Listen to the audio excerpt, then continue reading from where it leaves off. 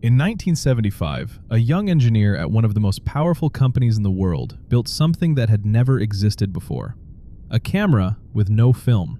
It was the size of a toaster, it weighed almost 4 kilograms, and it took 23 seconds to record a single, grainy black and white image onto a cassette tape. He carried it down the hallway to show his bosses what the future of photography would look like, and the most dominant photography company on Earth looked at the first digital camera ever made and quietly decided to lock it away. Because that company sold film, and this strange little machine did not need any. That company was Kodak. 37 years later, the future they buried in a drawer would come back and bury them. Take a seat. This meeting has one item on the agenda: how Kodak invented the future and then spent 30 years hiding from it. There is a particular kind of failure that only ever happens to winners. It is not that they could not see the threat coming. Kodak saw it first. They held it in their own hands before anyone else on the planet had imagined it.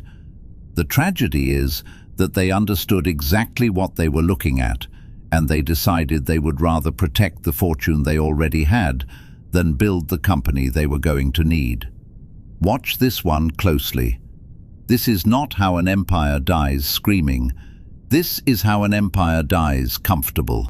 To understand how big the fall was, you have to understand how high they stood. The story begins with a bank clerk named George Eastman, who in the 1880s was obsessed with one idea: making photography simple enough for ordinary people. Back then, taking a picture meant hauling glass plates and toxic chemicals around like a traveling laboratory. Eastman replaced all of it with a roll of flexible film and a small box camera. And in 1888, he sold it with one of the greatest slogans in business history: "You press the button, we do the rest." That single sentence was the whole business model. Kodak did not really make its money selling cameras. It practically gave the cameras away, because the real money was in the film, the paper, and the developing chemicals that customers had to buy again and again for the rest of their lives. It is the same trick as razors and blades: sell the handle cheap and sell the blades forever. And the blades in this case were astonishingly profitable. For most of the 20th century, Kodak was a money machine. At its peak, it controlled around 90% of the film sold in the United States, and the great majority of the cameras. It employed roughly 145,000 people. Its revenues climbed towards $16 billion. The phrase, "a Kodak moment," entered the language as the way Americans described their own memories. The little yellow box was everywhere, and it looked completely untouchable. Now here is the part that makes this story almost unbearable. The thing that would destroy Kodak was not invented by a rival in some distant garage. It was invented inside Kodak, by Kodak, years before anyone else. In 1975, a 24-year-old Kodak engineer named Steven Sasson assembled that first digital camera from spare parts. It was crude, it was slow, and it captured an image with about 10,000 pixels, a tiny fraction of what your phone does today. But it proved something earth-shaking. You could capture a photograph with no film at all. Sasson took his invention to management to show them where photography was heading, and the reaction, as he would later describe it, was politely dismissive. It was, in effect, "That is cute, but do not tell anyone about it." They could see the obvious problem immediately. If the future was filmless, then the future had no film to sell. No paper, no chemicals, no blades. Every digital photograph ever taken would be a sale that Kodak would never make. So the company that had just invented the future made a fateful decision.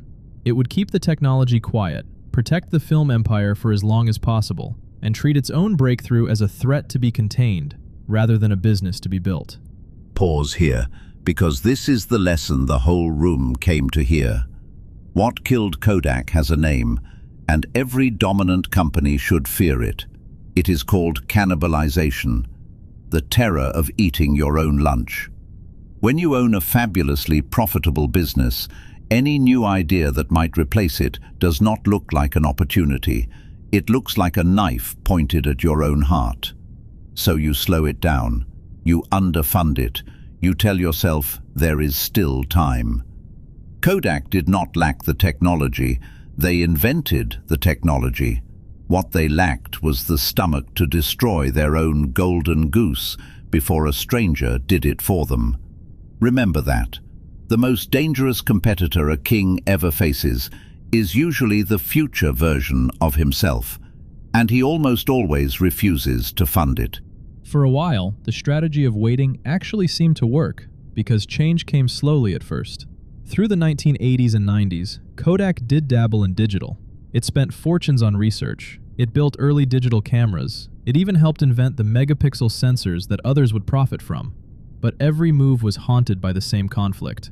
Inside Kodak, film was sacred. Film paid the salaries. Film funded the laboratories. Film delivered profit margins that digital products simply could not match. So the company kept one foot on the brake.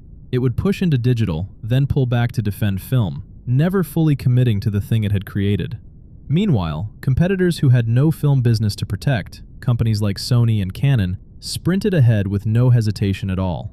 And then, in the early 2000s, the ground gave way completely. Digital cameras became cheap and good. Then came the device that finished the job, the camera phone. Suddenly, everyone on Earth carried a camera in their pocket, and nobody needed to buy a roll of film or wait a week to see their pictures. The Kodak moment had been replaced by an instant you could see immediately, share for free, and never print at all. Demand for film did not decline. It evaporated. The end, when it came, was brutal in its speed. The fortress that had taken more than a century to build came apart in barely a decade. Revenues that once approached $16 billion shrank year after year as the film business they had defended so fiercely simply disappeared beneath them. The factories that printed and coated film went quiet. The army of workers shrank from over 140,000 to a small fraction of that. And on the 19th of January, 2012, Eastman Kodak, the company that had defined photography for the entire world, filed for bankruptcy protection. To survive it all, it sold off the crown jewels. Thousands of its patents, many of them the very digital imaging patents it had pioneered and then sat on, were auctioned to the technology giants who had beaten it. Kodak eventually climbed out of bankruptcy in 2013, but it emerged as a small, quiet business selling commercial printing and chemicals, a ghost of the empire it had been. The cruel symmetry is almost perfect. Kodak was not killed by a competitor it failed to see. It was killed by an invention it saw first, understood completely, and chose to bury. It built the future with its own hands, locked it in a drawer to protect its past, and was buried alive by the very thing it refused to sell. Minutes recorded. Before we adjourn, one question for the room, and do leave your answer in the comments. Kodak's engineers handed their leaders the future on a silver platter, and their leaders chose comfort over courage. So tell me, if you ran a business that was wildly profitable today, and one of your own people showed you a new idea that would eventually destroy that profit, would you have the nerve to fund the thing that kills your own goose? Or would you do exactly what Kodak did and protect what you had until it was too late? There is no easy answer, only an honest one. Next meeting, a company that came within 90 days of running out of cash, was written off as dead by nearly everyone, was even kept alive by a check from its greatest enemy, and went on to become the most valuable company the world has ever seen. Apple. Subscribe. Attendance is taken. Minutes recorded. Meeting adjourned.